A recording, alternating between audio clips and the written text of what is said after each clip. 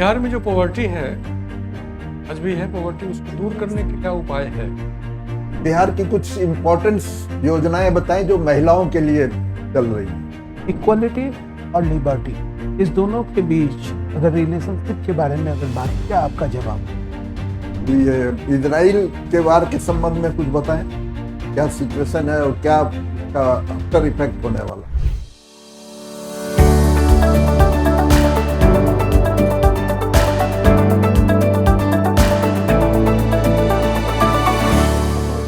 भागलपुर में बॉर्डर पर है क्या?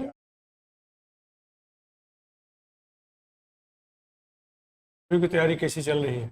अच्छी चल कितने घंटे रोज पढ़ाई हो रही है? आराम से 8-10 घंटे हो जाते 10 घंटे, 8-10 घंटे। हैं। साथ में और भी पढ़ाई चल 78 बीपीएससी की। ठीक है, देख इग्नू से किया political science. Political science subject यदि नहीं रहता, क्या क्या नुकसान हो सकता है एजुकेशन? पॉलिटिकल साइंस एक बहुत ही कॉम्प्रिहेंसिव सब्जेक्ट है, बहुत सारे चीज़ों से डील करती है। पॉलिटिक्स तो एक पार्ट है उसका समझने नुकसान का। क्या हो सकता है? नुकसान ये हो सकता था कि हमारे अंदर वो सेंसिटिविटी नहीं होती सोसाइटी को समझने की। बहुत सारे कॉन्सेप्ट जैसे इक्वालिटी, लिबर्टी, जस्टिस, ये सब हम उतने अच्छे से समझ नहीं पाते जो कि पॉलिटिकल साइंस एक्सप्लेन करता है। उसके अलावा हम एक कोई ऐसा सिस्टम नहीं बना पाते जो, जैसे कि हमारी कंट्री को रन करना है या वर्ल्ड को रन करना है, जो गवर्नेंस सिस्टम होता है वो नहीं बना पाते अच्छे से। तो वो एक नुकसान था। पॉलिटिकल साइंस के अंदर ही इंटरनेशनल रिलेशंस और पब्लिक एडमिनिस्ट्रेशन भी होता है, जो कि एक और नुकसान है। अगर वो नहीं होगा तो उसका एक पार्ट पब्लिक एडमिनिस्ट्रेशन उतने अच्छे सही से नहीं हो पाएगा। पॉलिटिकल साइंस का जो लिखा, ये जो ड्रीम थे, उसके जो थॉट थे, जो आज कितने परसेंट सक्सेस हैं? पॉलिटिकल साइंस का ओरिजिन तो एंशियंट ग्रीस से होता है, प्लेटो और एरिस्टोटल के टाइम से। और प्लेटो एक ऐसी सोसाइटी बनाना चाहते थे जो क्लोजेस्ट हो जस्टिस, जिसमें एक ऐसा हो कि पूरी सोसाइटी में हो जस्टिस। और एरिस्टोटल चाहते थे कि एक कौन सारे जितने भी, उन्होंने बहुत सारे कॉन्स्टिट्यूशंस पढ़े थे और जो बेस्ट तरीका है स्टेट को ऑर्गेनाइज करने का वो चाहते थे। तो उन दोनों के हिसाब से तो अभी डेमोक्रेसी उनके जैसी तो नहीं है। दोनों प्लेटो ही के कौन से कॉन्सेप्ट को आज देश में लागू करने की जरूरत लगती है आपको? एजुकेशन सर, प्लेटो ने बहुत ही एक्सटेंसिवली एजुकेशन के ऊपर लिखा है। एक ऐसा एजुकेशन सिस्टम बनाना जो बेस्ट तरीके से सोसाइटी को डिवाइड कर, जो जिसके लिए जैसा कैपेसिटी है उस हिसाब से एजुकेशन दिया जा सके। तो वो एक बहुत ही अच्छा सिस्टम है सोसाइटी को ऑर्गेनाइज करने के लिए। तो कहते हैं कि अभी जो नई शिक्षा नीति आई है, प्लेटो के एजुकेशन से लिया गया है। थोड़ा इंस्पायर्ड तो है, बिकॉज न्यू एजुकेशन पॉलिसी में भी ऐसा है कि मल्टीपल एग्जिट और एंट्री के ऑप्शन है जो आप यूज़ कर सकते हैं, और वोकेशनल स्टडीज़ का ऑप्शन है। जैसे कि प्लेटो भी एक क्लास ऑफ सोसाइटी जो वर्क और फिजिकल वर्क कर सकते हैं उनके लिए अलग से बात करते हैं, जो फिलॉसफी कर सकते हैं उनको आगे तक पढ़ाने की बात है उसमें।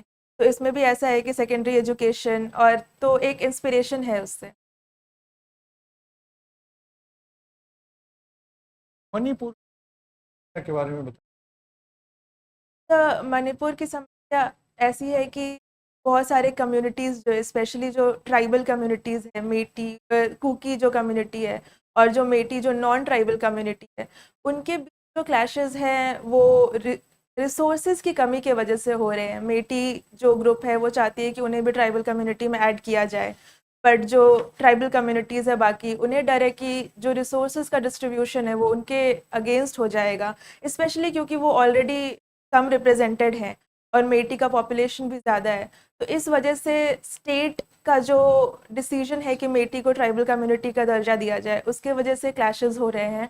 और अभी ज़रूरत है कि एक डायलॉग और डिप्लोमेसी के थ्रू सारे कम्युनिटीज़ को एट ईज़ रखा जाए, उन्हें समझाया जा सके कि डिस्ट्रीब्यूशन सही से हो सकेगा रिसोर्सेज का, और सारे कम्युनिटीज़ को लेके। ओरिजिनल जो कम्युनिटी है मणिपुर में, वो मैती है या कुकी है?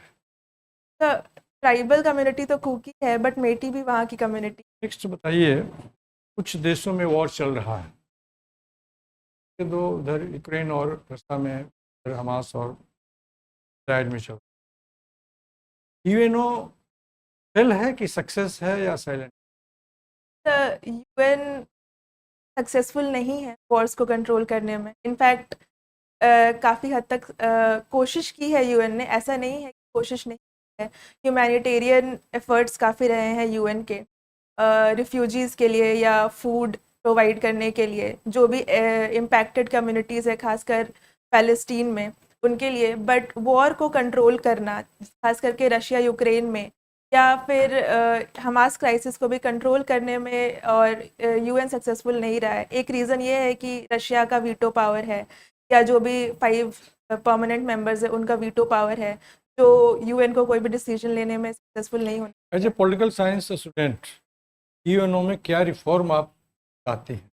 सबसे बड़ा रिफॉर्म तो सर रिप्रेजेंटेशन का होगा कि रिप्रेजेंटेशन बढ़ाना बहुत ज़रूरी है। जो 5 परमानेंट पावर्स है वो 1945 जब से यूएन बना है तब के टाइम से चले आ रहे हैं, और अब वर्ल्ड सिस्टम बहुत चेंज हो चुका है। इंटरनेशनल पॉलिटिक्स में बहुत सारे मेजर प्लेयर्स हैं इंक्लूडिंग इंडिया, तो रिप्रेजेंटेशन बढ़ाना बहुत कौन ज़रूरी है। करेगा इसको? तो ये एफर्ट्स तो पूरे ग्लोबल कम्युनिटी का होना चाहिए। जैसे कि इंडिया की भी ग्रुपिंग है, जापान, इंडिया, ब्राज़ील, ये लोग सब मिलकर के डिमांड कर रहे हैं। ब्रिक्स का डिमांड है बढ़ाने के लिए, तो जनरल असेंबली को इनिशिएटिव लेना होगा। जनरल असेंबली हो सकता है, उसमें तो फिर वही जो बट पावर जो सुपर पावर है वो वीटो लगा देगा। ये सर अल्टीमेटली वही है, इसीलिए अभी तक इंक्लूजन नहीं हो पा रहा है, बिकॉज जो 5 कंट्रीज है वो चाह नहीं रहे हैं इंक्लूजन बढ़ाना, और उनके इनिशिएटिव्स जो है ये फेल कर रहे हैं। बिहार में जो पॉवर्टी है, आज भी है पॉवर्टी, उसको दूर Yes, करने sir. के लिए क्या उपाय है?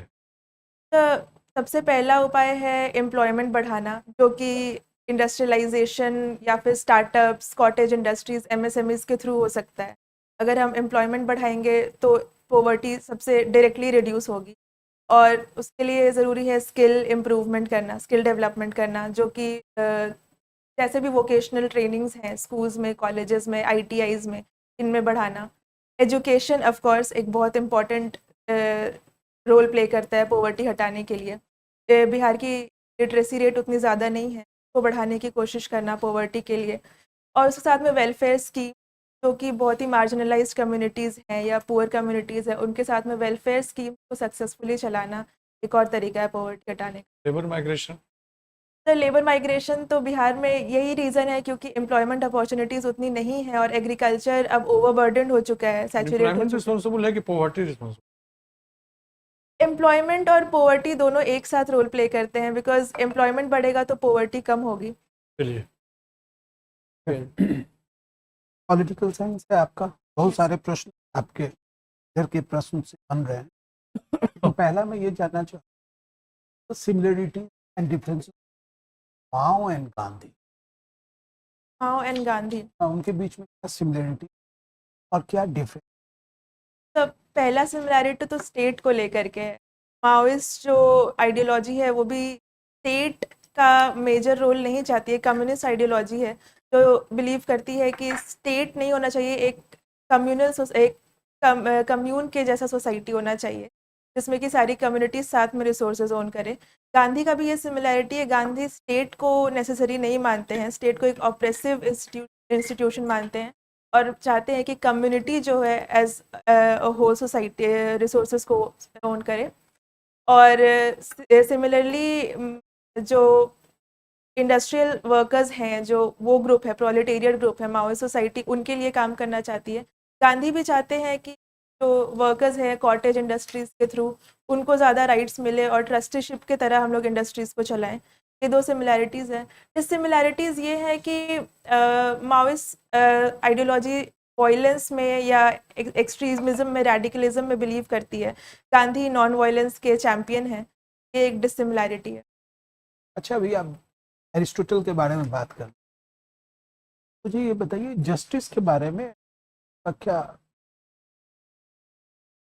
जस्टिस के बारे में एरिस्टोटल मानते हैं कि ह्यूमन बींग जो है वो एक नेचुरल सोसाइटी के लिए बने हुए हैं, नेचुरली हम लोग सोसाइटी के तरफ में बने हैं, और जो बेस्ट जस्टिस है वो ये कि एक ऐसा सोसाइटी, ऐसा कॉन्स्टिट्यूशन, पॉलिटी ऐसा होना चाहिए जो कि एक्सट्रीमली डेमोक्रेटिक भी नहीं हो, क्योंकि डेमोक्रेसी मासेस को इन्वॉल्व करती है और फिर मासेस के थ्रू जस्टिस नहीं होता है। तो उनके हिसाब से एरिस्टोक्रेसी बेस्ट तरीका है सोसाइटी में जस्टिस लाने के लिए। ये डिफिनेशन एरिस्टोटल का? I am not sure, but Aristotle और श्योर नहीं है ना आप? डेफिनेशन पे। ठीक है, अब मुझे ये बताइए कि इक्वालिटी और लिबर्टी, इस दोनों के बीच अगर रिलेशनशिप के बारे में अगर बात, क्या क्या आपका जवाब? इक्वालिटी और लिबर्टी दोनों ही बहुत इम्पॉर्टेंट आइडियल्स हैं, खास करके डेमोक्रेसी में। और इक्वालिटी और लिबर्टी बैलेंस्ड होना चाहिए। ऐसा भी लिबर्टी तो एक नेगेटिव कॉन्सेप्ट है मोस्टली, स्टेट का उतना इंटरफेरेंस नहीं होना चाहिए, इंडिविजुअल लिबर्टी होनी चाहिए जिस तरह से। बट अगर हम उसको पॉजिटिव में ले आए, पॉजिटिव लिबर्टी की तरफ, कि पॉजिटिव डिस्क्रिमिनेशन हो, एफर्मेटिव एक्शन हो, रिजर्वेशन जैसे कि मिलता है मार्जिनलाइज कम्युनिटी, तो वो हमें इक्वालिटी की तरफ ले जाती है। एक वो भी है कि कैपेसिटी बिल्डिंग जब हम करते हैं लिबर्टी के थ्रू, तो वो इक्वालिटी और लिबर्टी के बीच में रिलेशन क्रिएट। ये आपका ये हॉबी क्या है?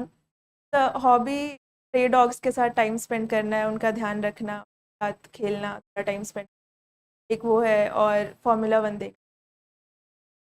और आपके आइडियल पर्सन कौन है? आइडियल पर्सन सावित्रीबाई फुले जी। क्या कारण था? तो वो देश की पहली महिला शिक्षिका थी, और उन्होंने उनकी जो लाइफ जर्नी है, सारे ऑब्स्टेकल्स को क्रॉस करते हुए पढ़ाई करने की और बाकी और लड़कियों को पढ़ाने की, को एम्पावर करने की, वो बहुत इंस्पिरेशन। अभी यूएन के बारे में आप बात कर रहे हैं और का कहना ये था कि महत्वपूर्ण रोल, क्या यूएन ये माने कि वो समाप्त हो गया है या फिर वो उसको समाप्त कर देना चाहिए?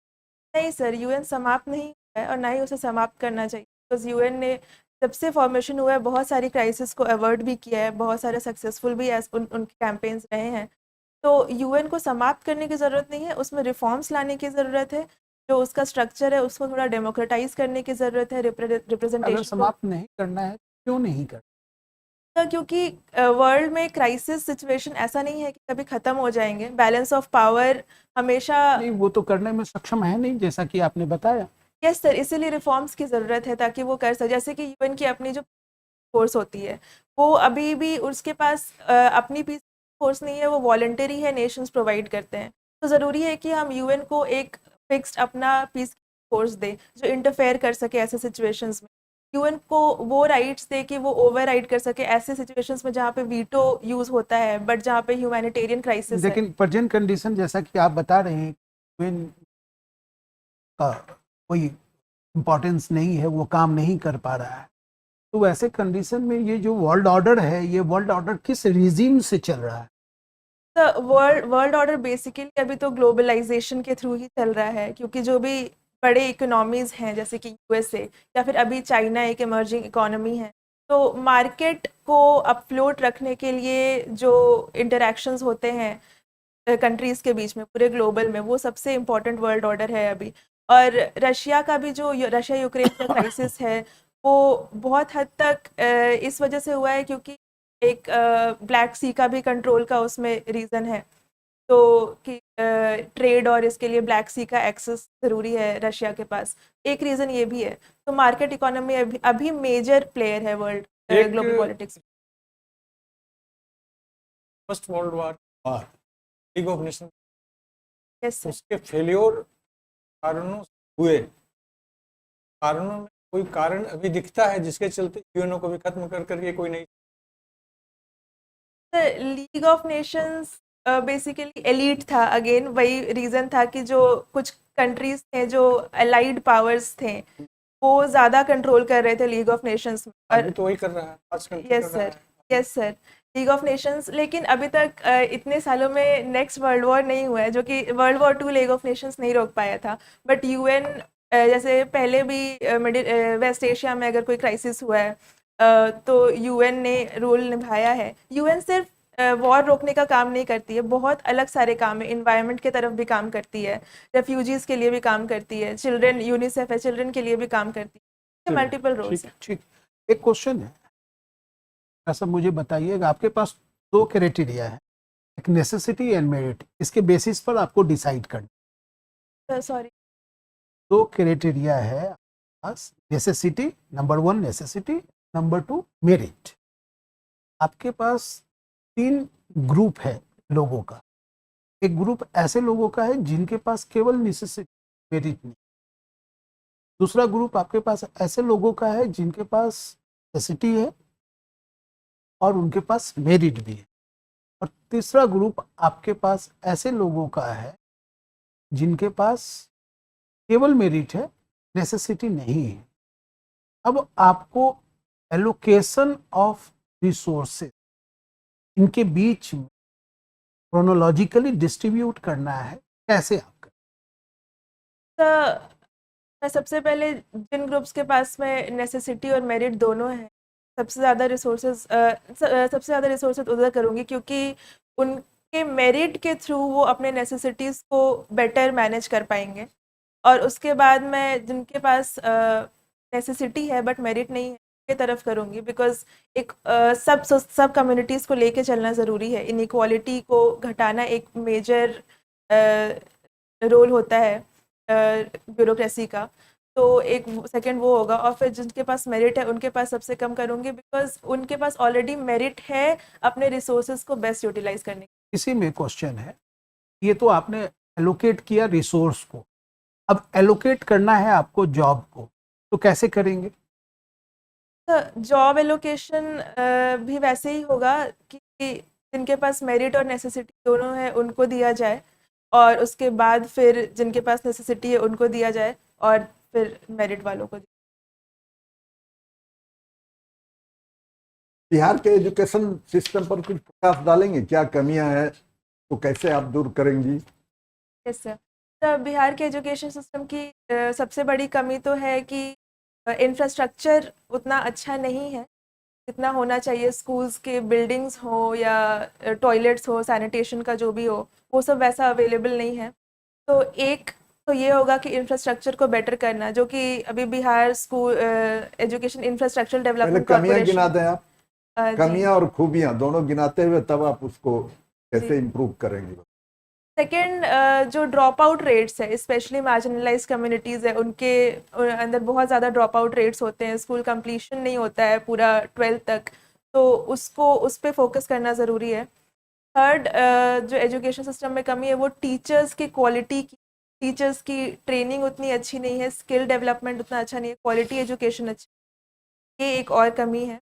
तो इनको दूर करने की ज़रूरत है, और उसके लिए वही जो Bihar education infrastructure development corporation है एजुकेशन के लिए, उसका एक रोल है कि इंफ्रास्ट्रक्चर को बेटर डेवलप करे through public private partnership, tenders के थ्रू अच्छी बिल्डिंग्स बनाए, सैनिटेशन, टॉयलेट्स का अच्छा प्रोवाइड करें।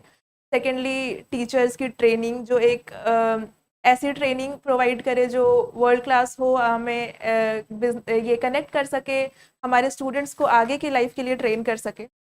और ड्रॉप आउट रेट्स घटाने के लिए बहुत सारे स्कीम्स चलते हैं बिहार सरकार में ऑलरेडी, जैसे कि मॉनेटरी बेनिफिट्स मिलते हैं, या किशोरी मंच है जिसमें लड़कियों को ही आपस में बनाया जाता है लीडर, बाकी लड़कियों को इंक्लूड करने के लिए।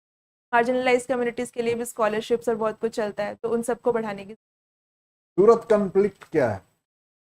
सूरत कन्फ्लिक्ट हुआ था 1900 के 1900 के करीब, आइडिया है कुछ? जो कांग्रेस के दो विंग्स के बीच में हुआ था, मॉडरेट्स और एक्सट्रीम। उस टाइम पे सर, जब बंगाल का डिवीजन हुआ था, तब एक्सट्रीमिस्ट का राइज हुआ था कांग्रेस के अंदर, और वो चाहते थे कि जो मॉडरेट्स का जो तरीका है कि कॉन्स्टिट्यूशनल मेथड से हम ब्रिटिश को अप्रोच करें और प्रोपेगेंडा, प्रेयर, पिटीशंस के थ्रू करें, एक्सट्रीमिस्ट चाहते थे कि हम थोड़ा और अप्रोच अपना चेंज करें, थोड़ा रेडिकल अप्रोच रखें, जैसे कि बॉयकॉट्स करें और ऐसा कुछ करें। तो उसके लिए उन दोनों में जो कॉन्फ्लिक्ट हुआ था और फिर स्प्लिट हो गया था, दोनों अलग अलग हो गए। अच्छा, अभी इंडिया का रिलेशन नेबर कंट्रीज के साथ कैसा है? तो इंडिया का अभी नेबरहुड में थोड़ा कंडीशन रिलेशनशिप्स डिटीरियोरेट हुए हैं, जैसे कि चाइना के साथ तो ऑलरेडी हमारे रिलेशंस खास करके सिक्योरिटी के सेंस में बहुत अच्छे नहीं है। इनफैक्ट ट्रेड में भी जो हमारा बायलैटरल ट्रेड है बहुत स्क्यूड है चाइना के तरफ, और पाकिस्तान के साथ भी हमारे रिलेशंस उतने नहीं है। मालदीव्स का जो नया गवर्नमेंट आया है वो भी इंडिया आउट कैंपेन के थ्रू आया है, तो मालदीव्स के साथ भी अभी हमारे रिलेशंस थोड़े ख़राब चल रहे हैं, ऑल्दो अभी डिप्लोमेटिक डायलॉग्स फिर से शुरू हो रहे हैं। तो खास करके इकोनॉमिक जो एड्स होते हैं उनके थ्रू। अभी बांग- ट्रैक पर लेकिन आ रहा है। Yes yes sir, economic aids की वजह से। और उसके बाद बांग्लादेश में भी अभी क्राइसिस सिचुएशन चल रहा है, जिसमें कि अवामी लीग के हटने से जो एक इंडिया के साथ में कोऑपरेशन था वो भी अभी डाउटफुल है। नेपाल के साथ में रिलेशंस, नेपाल भी अभी थोड़ा चाइना और उस तरफ जाने की कोशिश कर। ये इजराइल के वार के संबंध में कुछ बताएं, क्या सिचुएशन है और क्या उसका आफ्टर इफेक्ट होने वाला है, क्या प्रभाव पड़ रहा है उसका? इसराइल के वॉर का इफेक्ट तो इंडिया के ऊपर भी काफ़ी सब्सटैंशियल होने वाला है और पूरे वर्ल्ड पे भी, बिकॉज वेस्ट एशिया जो है एक बहुत ही इम्पोर्टेंट रिसोर्स सेंटर है इंडिया के लिए। ऑयल इंपोर्ट्स 85% से ज़्यादा वहाँ से होते हैं। तो एनर्जी क्राइसिस जो है और सिक्योरिटी इशू जो कि इंडियन ओशन रीजन में है वो भी इफेक्ट होता है। बहुत ज़्यादा पायरेसी के या अटैक्स जो होते हैं उनके इश्यूज हैं। टेररिज्म का भी इशू है इंडियन ओशन रीजन में, तो इंडिया के लिए वो दो कंसर्न्स हैं। और उसके अलावा पूरे वर्ल्ड में फ्यूल प्राइसेस को लेकर के कंसर्न हो सकता है इसराइल और वेस्ट एशिया में के कारण। अब्राहम अकॉर्ड्स जो है जो यूएई और इसराइल के बीच में है उन पे इफेक्ट पड़ सकता है, तो डिप्लोमेटिक रिलेशंस खराब हो सकते हैं। अच्छा, इंडियन इलेक्शन पर कुछ बताएं आप, क्या इसमें इम्प्रूवमेंट की जरूरत है या अभी ठीक ठाक चल रहा है इंडियन इलेक्शन?